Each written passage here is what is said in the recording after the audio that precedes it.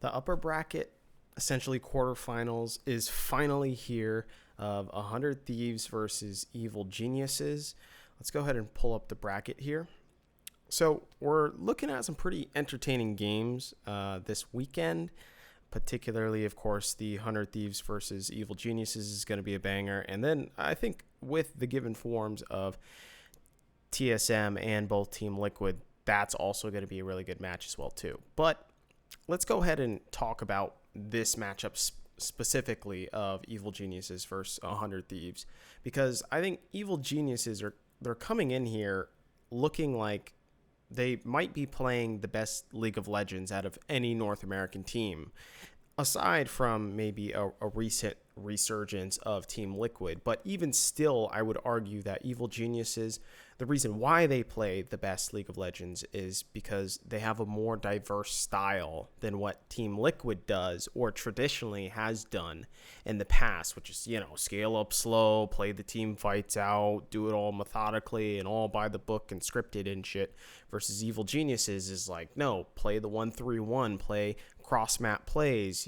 get your solo laners snowballing and then play from there. So I think Evil Geniuses is actually playing some of the best League of Legends I've seen recently from a North American team, in fact.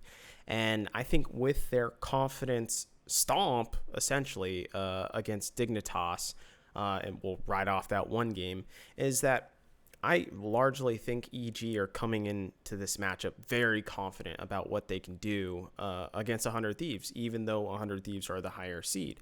And I think with that, you have to account for 100 Thieves' recent slump. I mean, we've seen that they've had a 50% win rate in the last 10 games. And no, I'm not counting the last throwaway game of having their whole academy squad in. I'm just talking about the games before that. Out of those 10 games, they've lost 50%. So, and it's not obviously a good win record for a top team. So we can see that they've slowly progressed and downtrended as the season has progressed. And I think that's going to end up biting them in the ass when it comes to this playoffs match. And on top of that, I think they too have what is essentially ring rust, which is, it's the whole boxing term of if you haven't fought for a while and gotten your feet wet, then, you're out of shape and out of form. And I think that's what happens too when you have to wait for so long as you get the playoff bye. And so they're going to come into this match against Evil Geniuses, who didn't have to show any cards, by the way, against Dignitas. So there's that factor. And they have to play a really tough opponent. I think Evil Geniuses is one of the strongest teams in North America. So I think the ring rust is going to be a factor. And then on top of that, I think there isn't really a surprise factor from 100 Thieves anymore when it comes to their champion pool or just their playstyle in general, because before there was the surprise factor of Abadage, which he brought in some eccentric picks and whatnot, like everyone remembers the Karma mid, and just his playstyle in general of being a little bit selfless in the mid lane did help 100 Thieves, get a lot of wins on the board in the very beginning, but they can't rely on that anymore because the meta has shifted so drastically. So with that said, let's go lane by lane to actually discuss this entire matchup. First, top lane, we're going to start, obviously, which is Impact versus Someday. Now, it's pretty clear that Impact has been kicking ass in the league. He almost got all pro for, first team. I think he got second team, right? And Fudge got first team.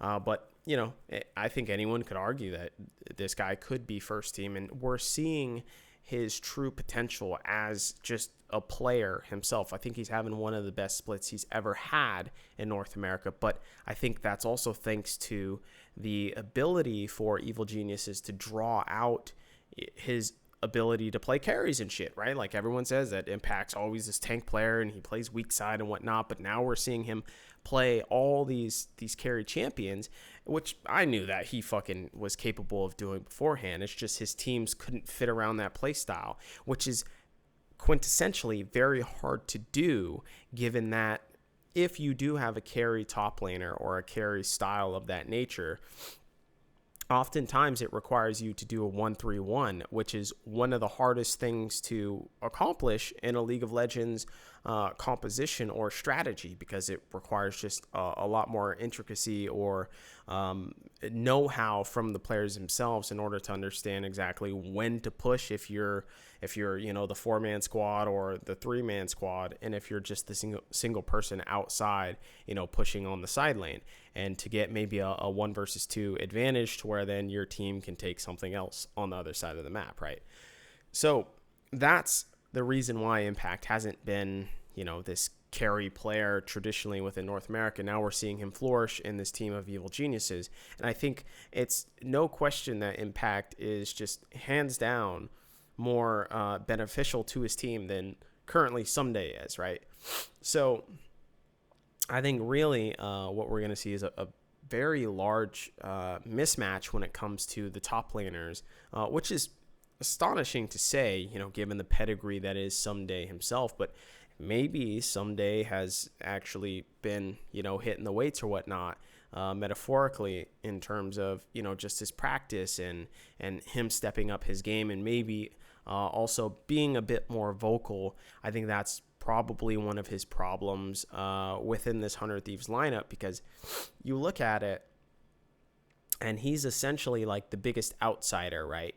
Because you have the core of what was Golden Guardians, right, with Closer, FBI, and Huhi. So they're all tight. And then you have Abadage, who, yeah, he's the new guy on the team, as well as kind of Someday too, from last split at least. But it's also the fact of like just a language barrier in and of itself, even though, Someday probably speaks decent amount of English, but there's always just going to be that disconnect anyways.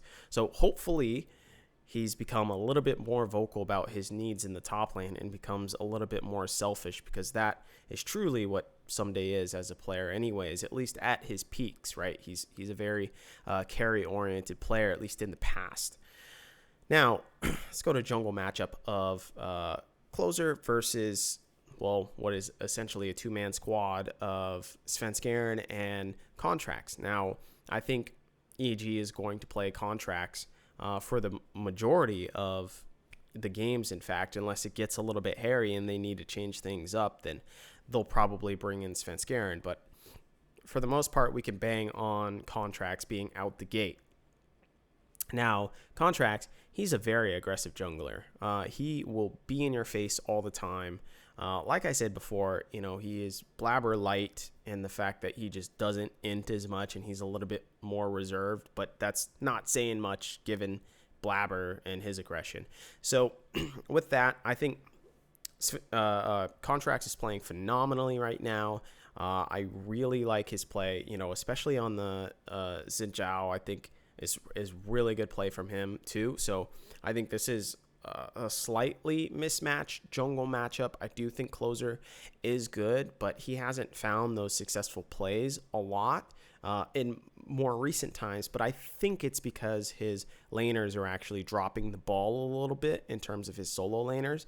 So if Someday is in form and Abadage can step it up a little bit, not much, but just a hair, I actually think this could be an interesting jungle matchup, and I really can't put one person above the other in terms of this, other than Contracts will be above Closer if 100 Thieves are playing in what their current form was before all the playoffs started and whatnot. Mid matchup, hands down, I would give this to Jizuke. He just seems to be more effective on the map entirely. He affects top lane quite heavily, and that he's able to get impact actually snowballing and whatnot, which is fucking insane to think of snowballing impact. But here we are, it's fucking 2021.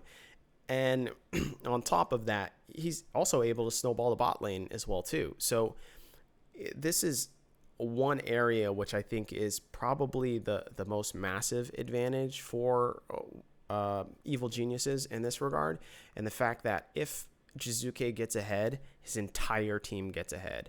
And this is one of the rare instances to where Jizuke is actually, it's not that he's on the same page as everyone else. Like I hate that about when people talk about Jizuke and how he's this good player and he's phenomenal, and like it's so revolutionary how he has suddenly picked up and now he's a really great player and whatnot, and everything's working out for him and he's just playing really good. It's like partially, but more specifically, it's because Evil Geniuses is playing around him, not the other way around. He still hasn't fucking changed his playstyle whatsoever, which is why I don't think Jizuke is actually that great of a fucking player.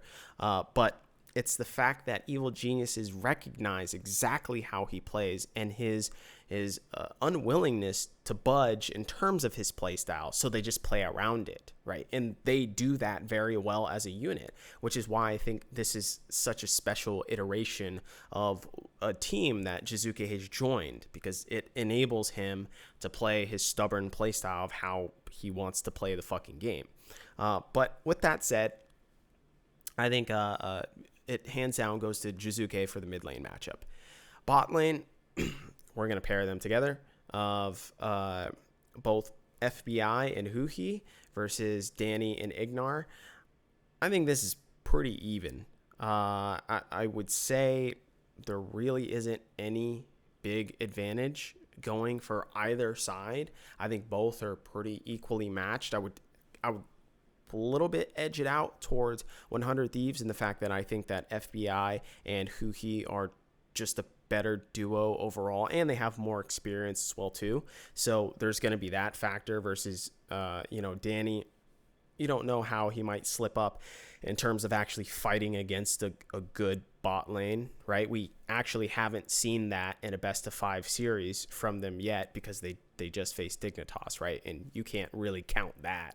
So this will be a pretty good test, and I would kind of edge it out for 100 Thieves bot lane. I just think just the experience factor alone, and also I do think that Huhi is better than Ignar, in fact, just because Huhi is aggressive, but he's also very smart about how he does his aggressive plays. He is able to roam around the map a little bit, but largely it is just lane domination, in fact, and it's oftentimes that FBI and Huhi will get the lane advantage by themselves, which is very impressive to see. So with that said, let's go over the win conditions, I think, of both of these teams, which is how do 100 Thieves, first of all, win this match? I think it's through a winning bot lane / a pushing, matchup, basically, and the fact that you're looking at picks like Ziggs or Varus or Callista, if you're able to get any of those picks, because they're all kind of power picks right now-esque. But if you're able to do that, I think that would work out fantastically, because as 100 Thieves, and of course, like also too, it should be wary that Varus is going to be mega contested, because both ADCs actually play Varus to a pretty high degree, and it's one of their more picked champions too. So you could look out for that contest, and it's going to be very difficult unless 100 Thieves are on blue side, in fact.